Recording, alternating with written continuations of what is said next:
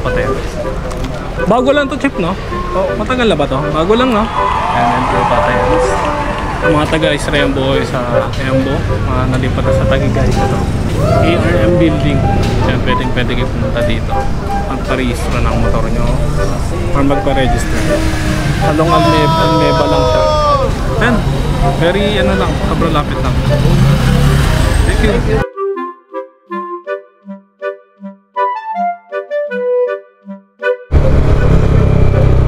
Hello guys, good afternoon. Yes, it's me again, PJ Adventure. So, yun, tara samahan ako guys, mag-ano tayo, renew tayo ng motorcycle. So,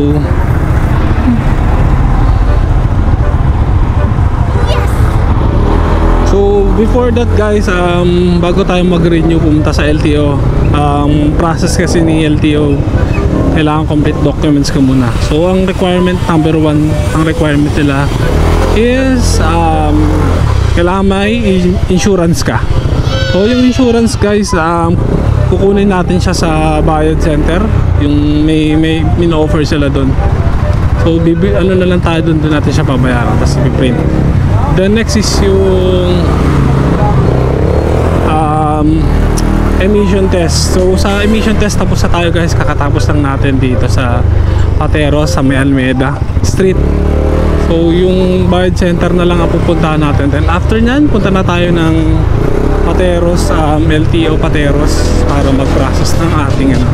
So I think gabol pa naman tayo since hanggang 5 PM or 6 PM pa naman ang LTO.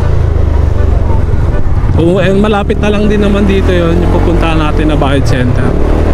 So tara, samahan niyo ako guys and yung process. So sa emission test guys, ang payment dun is 500 pesos dito sa Pateros. Pero sa bandang dito sa may insurance, I think 500 to 600 pesos yung ano dito, yung payment dito. Chip, sa may Bayad Center dito? Oh? Bayad Center po. Bayad Center. Dito po meron ba? Sa kanto. Sa tapat ng Jollibee. Pero meron. Ayan. Okay ha. Ayun o. Jariga. Pwede ba dyan? Oo. Bayad Center si Jariga. Dyan na lang pala. Wala na no. Oo nga, yan pala meron nga dyan. Sabi mo na lang. Hindi, bibili kasi ako ng ano ng insurance ba yung CPTL? Thank you.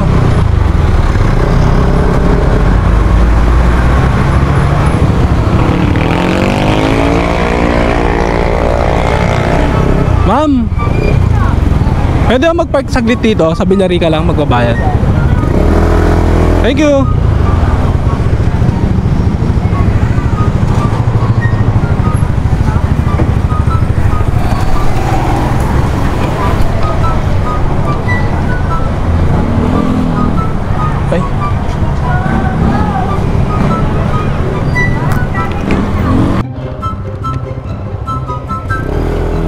So guys, papa-emission tayo pala dito.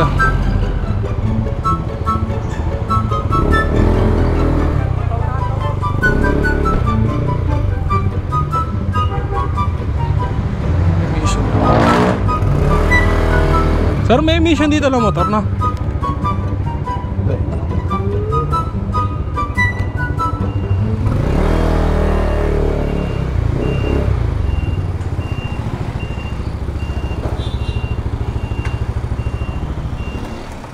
Tanggal.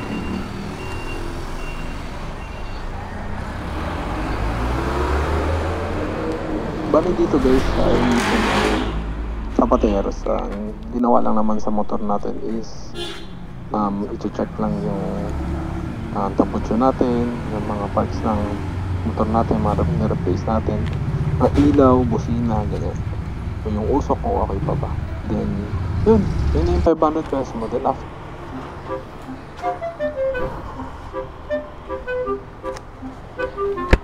guys, nakuha na tayo agad ng emission test natin. So kuha tayo next ng CPTL, yung insurance guys. Then after that, punta na tayo ng LTO para mag-renew.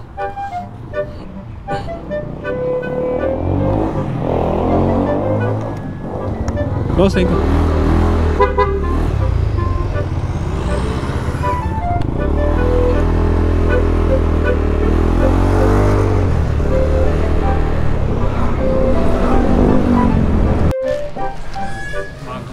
Dito sa LTO Pateros. Bago lang to, Chip, no? Matagal na ba to? Bago lang, no? Ayan, LTO Pateros. Ang mga taga-Isrembo sa Embo, mga nalipat na sa Tagigay. ARM building. Kaya pwede kayo pumunta dito. Magparehistro ng motor nyo or magpa-register. Along Almeba lang siya. Ayan, very lang, sobrang lapit lang. Thank you.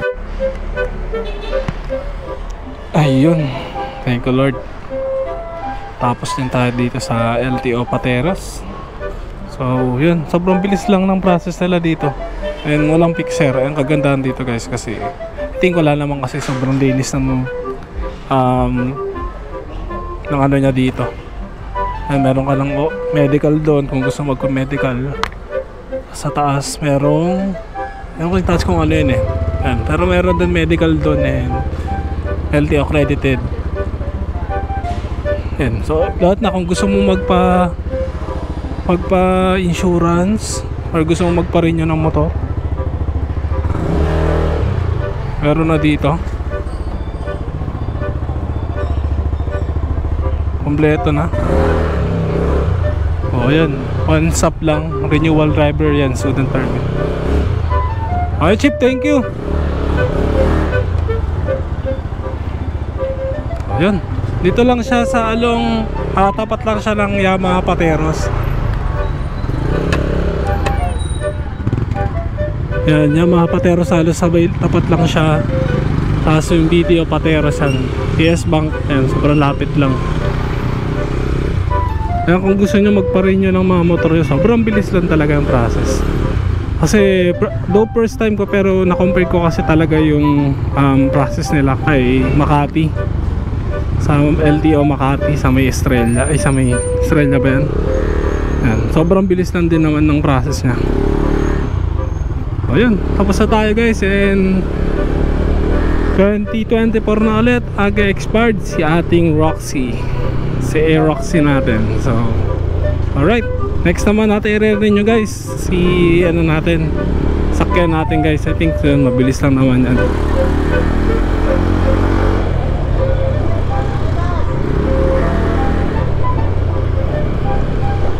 So yun, I hope may natutunan kayo. So i-ano lang natin, himay-himay natin. So bago kayo pumunta sa LTO guys, kailangan nyo muna syempre kumuha sa or pinakamalapit na emission test.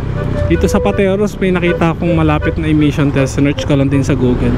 So tinanong ko din kung accredited naman sila ng LTO Pateros o kung kahit saan mang Pateros, kahit saan mang LTO o accredited daw sila. So yun, pumasok ako doon. So for only 500 pesos lang siya.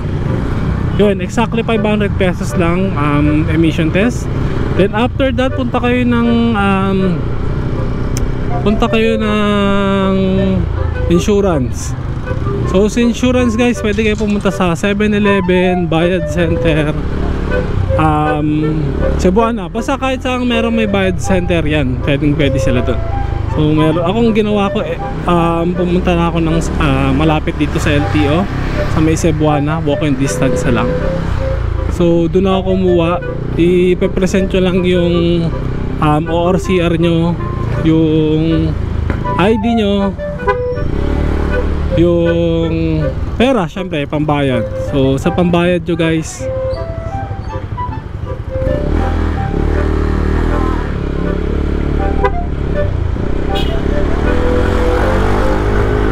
so insurance okay na. Then once na natapos sa insurance nyo, nakuha nyo na insurance nyo, pwede na kayo pumunta sa LTO. So sa LTO guys, punta muna kayo dun sa, syempre sa admin nila, tatanong ka muna kung ano yung kailangan nila. Kasi pag ko-compile nila yung files mo, kung ano yung mga dala mo, i-check nila kung meron ka ng emission, i-check nila kung meron ka ng insurance, tapos yung ORCR mo. Ayun lang naman kailangan doon ng motor mo. Siyempre kailangan nandun din yung motor mo. Ayun po, yung iba kasi di natin na-check yung motor eh. Pero dito kasi sa Pateros, pinapasok pa yung motor ko para i-check siguro kung nandyan yung motor o ano. So yun, chinek muna yung inano yung motor ko nandyan, pinapasok yung motor ko. So I think mas okay naman yun para ma-check talaga na nandyan pa yung motor. So after that, punta na kayo, pasok na kayo sa loob. Wala na pirma-pirma ng form. Asa system na yan. Dati kasi pipirma ka pa ng form.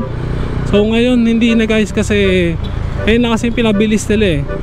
I-check lang dun ng automatic na pag chinek, in-input lang yung pag in-input lang yung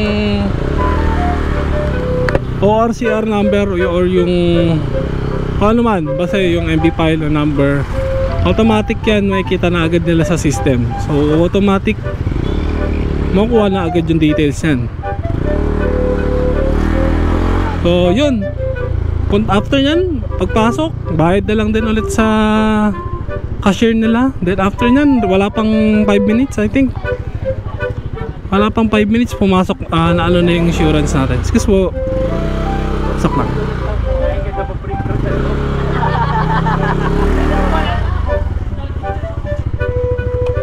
So yun, I hope nag-enjoy kayo and thank you so much and ingat.